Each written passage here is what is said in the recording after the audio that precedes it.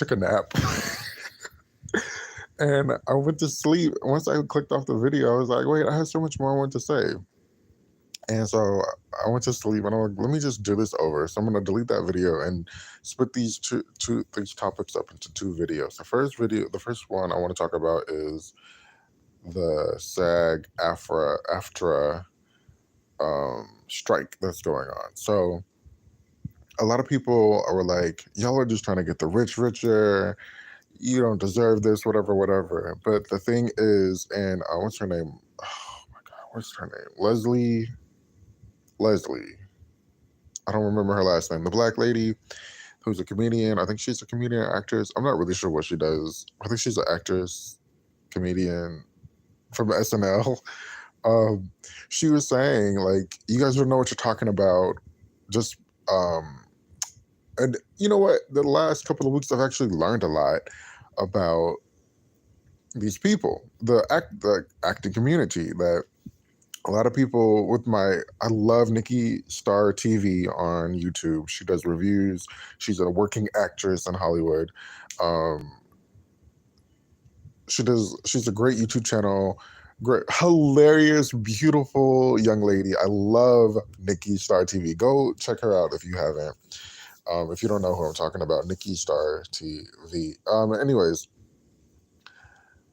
I've learned a lot, and between her and the last couple of days, even like the last hour of me watching Fran Drescher on the Bernie Sanders YouTube thingy, talking about, she's the president or the president of the SAG community, whatever. She's the president of the SAG, and so just like I've learned a lot. There's working class actresses and actors. The crew, they're working. Everybody doesn't get a chance to make it huge. So before this streaming situation, there was the residuals, and so when you do residuals, you're able to make money and make a living off of the residuals. And now, because everything has gone really to streaming, much like other streaming sites, Tidal, maybe even Spotify. Well, I don't know. Like Spotify tells us, but I know Tidal for sure.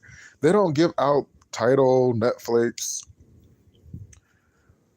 What other ones? HBO, I guess. They don't give out the ratings or how many times something has been streamed or how successful this is going, or the ratings on the shows that they're these big shows, which I do find very problematic. Because we get numbers for everything else, unless they tell us it, and nobody has any like backup. We can't back it up like the Nielsen rating system. They're like, there's nothing to back it up with the streaming, so it's a problem. So once things have gone to you once back in the day, once a show would hit a certain number of episodes, it would be able to keep going on and on and on and on into syndication. I believe that's what it's called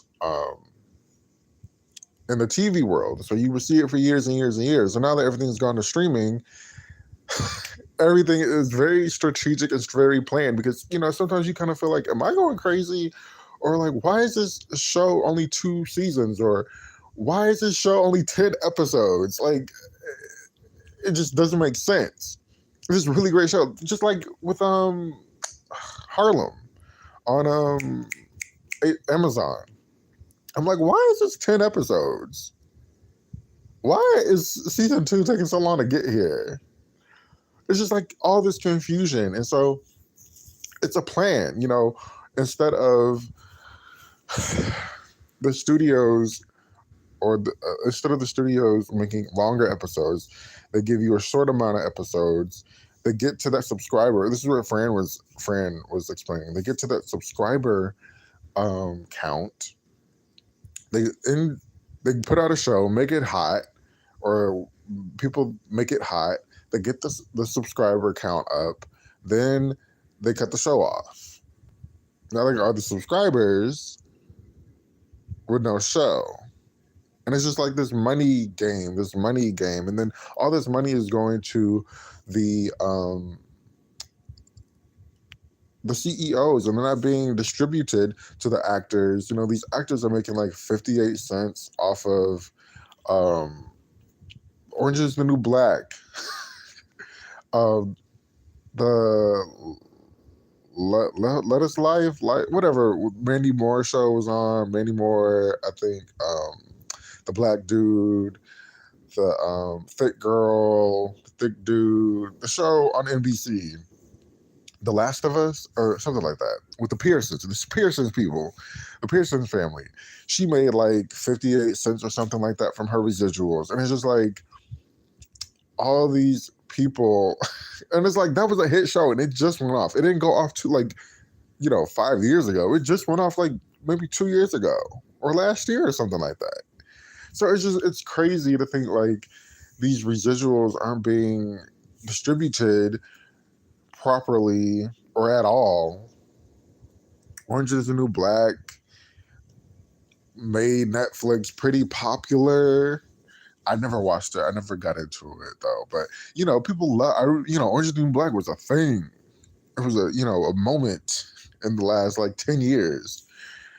And it's really a shame the way these people are like greedy. And The View talked about it briefly the other day, and I thought they were gonna. I am surprised. The comments were like, "Why didn't they go into it more?" Which I do agree. Like, why didn't they go into it more? Because their CEO Bob Iger, the head of Disney, he was just like, "You guys are asking for too much," and these CEOs and these heads of these corporations, they're getting billions, millions of dollars, and the little stats that I read, it was like hundreds of millions of dollars that these CEOs are being paid. And it's just like, what do you need with all that? It all goes back to what this other lady, Kenya, told by Kenya, said. Am I live on YouTube? It goes back to what she said. When is enough enough? When is enough money enough? Living in this capitalist America, is ridiculous and it's crazy. And a lot of people are going on strike. And I think UPS or UPS is about to go on strike later this month or something like that. They don't have air conditioning in their vans. When is America gonna wake up? America is so crazy. It's wild living here. It really is wild living in America. But you see, maybe Europe isn't such a bad idea, but you see other countries and it's like, it's not as advanced as America, but it's still like America. I really don't understand how people are like so prideful of America, 4th of July, the flag and stuff like that. Because I'm just like, just being black alone is just like no. But then being American and black is just like nah, nigga. I mean, nah, baby. I don't get it. Unions. I want to speak on unions because I work at a store, right? And it's a corporation store. Also, I feel like we should be striking, but is that a part of a union if you just strike? No. I think when I first got there, they were like, do not form any kind of union. You will be fired or something like that. Don't form a union, and you can't join a union. Maybe it was join a union. If people are like trying to get you to lure you into joining the union, don't do it or something like that. And I'm just like, okay. Now I've worked there for 6 years. I know my pay has increased, but I feel like, you know what? I work in a certain section nobody else works in. It's a little difficult sometimes to work in that section at times. And it's just like, I feel like I do deserve a little bit more dealing with what all I have to deal with. It's not a normal situation like everybody else. Everybody else's job. I have to wait for certain stuff to come. I have to deal with certain things. I have to deal with certain people. I mean, we all have to deal with certain people, but just like it's not the same. I don't feel. I really don't feel like it's the same. And it's like a handful of us that work in that section. And it's weird. It's weird. Also, it's very hard to find help. But once I leave, I will definitely tell all about where I work.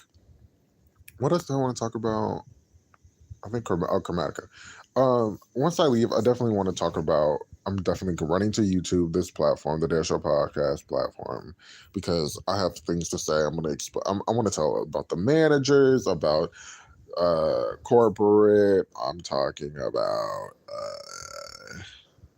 the people that work there, the people that shop there, the culture of the culture of the society, like what is going on with society. I can't wait. I hope this day comes sooner than later because I really want to talk about it. And it's a very interesting conversation, especially about the society part. But anyways, the Chromatica ball. But yeah, we definitely we're standing with, you know, the strike over here. It's unfortunate. Certain things are happening. You know, like the Barbie premiere had to be canceled. All the promotion for the Barbie movie had to be like cut, and it's just like, dang, that's really unfortunate. Because like my timeline was blowing up with they were like eating and loving the Barbie premiere stuff. Okay, so the Chromatica ball. I didn't write anything down about the Chromatica ball that I meant to.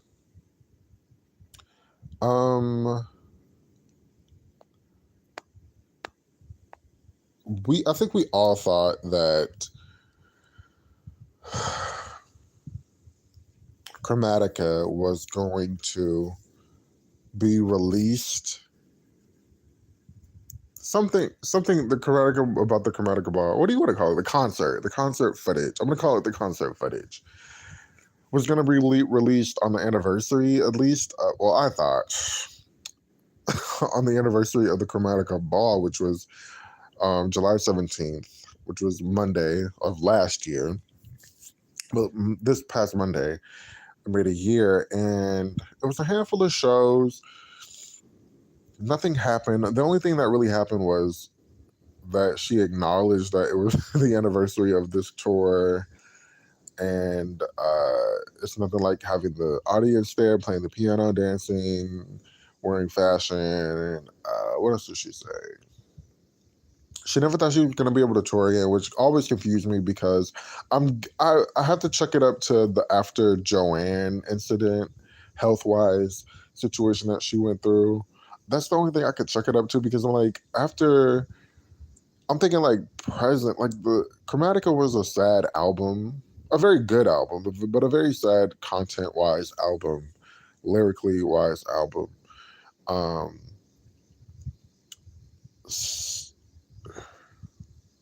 and so okay. Maybe she is talking about Joanne because she did after Joanne, because I believe it was right after like one of the last shows or a show in LA or something that the producer came to her with Stupid Love, right? But no, Stupid Love, I think Stupid Love was supposed to be on, or was supposed to be on her next project, which was kind of going to be The Star is Born. I forget. But I'm guessing, like, this had to be, like, after. She wasn't sure she was going to be able to perform again, tour again. And she ended up doing, which is great. But I was just, like, kind of confused with where, you know, I understand depression comes and goes, the mental health issues come and go, but I'm just like, when was this happening? Because after A Star is Born, you went right into Enigma. And then after Enigma, you were like working in deeply on, so were you just like not happy during Enigma and putting on, I don't know. But anyways, my thing about these anniversaries are she acknowledged the anniversary. Everybody's, you know, Lady Gaga celebrates the 1 year of Chromatica ball wearing a Blackpink t-shirt, which is hilarious. Like, these fans have just made anniversaries a thing, so I feel like she like also is making it a thing, but it's like, what's the point of this acknowledging the anniversary without an announcement of when it's going to come out or the concert footage is going to come out? Hopefully it's like a documentary that kind of more explains Chromatica, because she wasn't necessarily she wasn't able to promote it the way she normally does, promote her music because of the pandemic. So I don't know. It was just weird acknowledging the anniversary. All right, cool, but where's the footage, sweetie? Where are you? Give us something other than the Instagram post. Oh, the Houston show. Somebody said, I didn't want to say it because I feel like I was going to be biased. But the Houston show was fire. It really was really, really great, especially vocally. And you know what I liked about it? Because, on a tour definitely gets better, and it gets, you work out the kinks after you get, past the first like 10 shows. So, Houston was like the second to last show. She seemed really great. She sounded really great, except for like at the end with Stupid Love and Rain on Me. I think every show she did not sound the best. So I don't know how that's gonna happen in the concert footage, because honestly, she did not sound the best. Even though that first show really like, oh, I gotta go watch this. That first show of Rain on Me, I think it was the first couple of shows, whichever one that was like went viral online. I was like, oh, I gotta go watch this. I gotta go see it. I didn't have plans, but I definitely ended up going, which was really great and really fun. Um, yeah, but the Houston show, somebody said the Houston show was really great, and I have to agree. The Houston show was really great. The Sonia talk,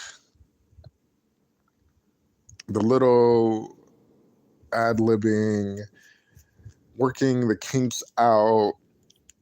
It was a really great fun time. Fun time. So we'll see when this happens. I don't know what's gonna happen. Excuse me. All right, so I think I'm done talking about these two. Let me queue up another video and let's talk about Kelly Rowland.